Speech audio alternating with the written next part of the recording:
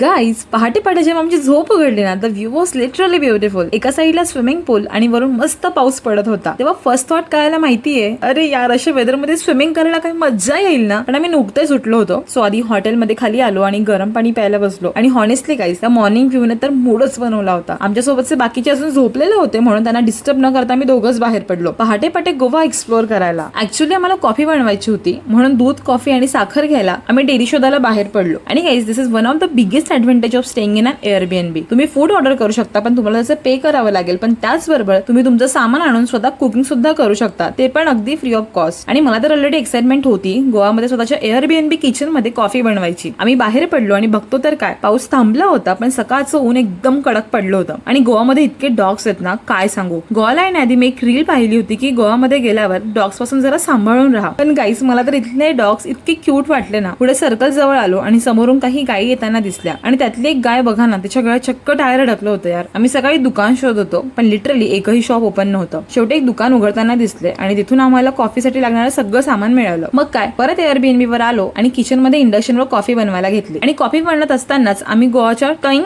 App वरून breakfast पण order केला. गाईस ऍपचं नावच किती फनी आहे ना. थोड्याच वेळात आमचा ब्रेकफास्ट सुद्धा आला टॉईंग ऍप वरनं. आणि त्याच वेळी पुन्हा एकदा पावसाने गोवामध्ये आमचं जोरदार स्वागत केलं. मग बाल्कनी मध्ये बसून बाहेरचा रेनी व्ह्यू एन्जॉय करत ब्रेकफास्ट करायला सुरुवात केली. And trust me, Goa plus rain plus balcony plus breakfast, this combination is something else यार. पण आमची एक्साइटमेंट अजून संपलेली नव्हती, कारण आम्हाला पावसात स्विमिंग करायची होती. मग काय, झटपट रेडी झालो. स्विमिंग कॉस्ट्युम आम्ही स्पेशली कॅरी केले होते. आणि गाईस पूल पहिल्यांदा पाहिल्यावर मला वाटलं, अरे हा पूल तर खूपच छोटा आहे, हा लहान मुलांचा पूल आहे की काय. पण बाबा, नथिंग वॉज लाईक दॅट. पूल छोटा दिसत होता, पण तो ऍक्च्युअली खूप डीप होता. जेव्हा स्टेअर्स वरून खाली उतरायला सुरुवात केली ना, पाणी सरप्राइझिंगली कोल्ड नव्हतं, पण अचानक एका स्टेप वरून माझा बॅलन्स केला आणि स्ट्रेट इन टू द पूल. आणि त्यानंतर आम्ही स्विमिंग पूल मध्ये किती एन्जॉय केलं तुम्हाला नेक्स्ट व्लॉग मध्ये पाहायला मिळणार आहे. So if you are planning a Goa trip, this vlog series is definitely for you. तोपर्यंत स्टे ट्यून. भेटूया पुढच्या गोवा व्लॉग मध्ये. तोपर्यंत बाय बाय.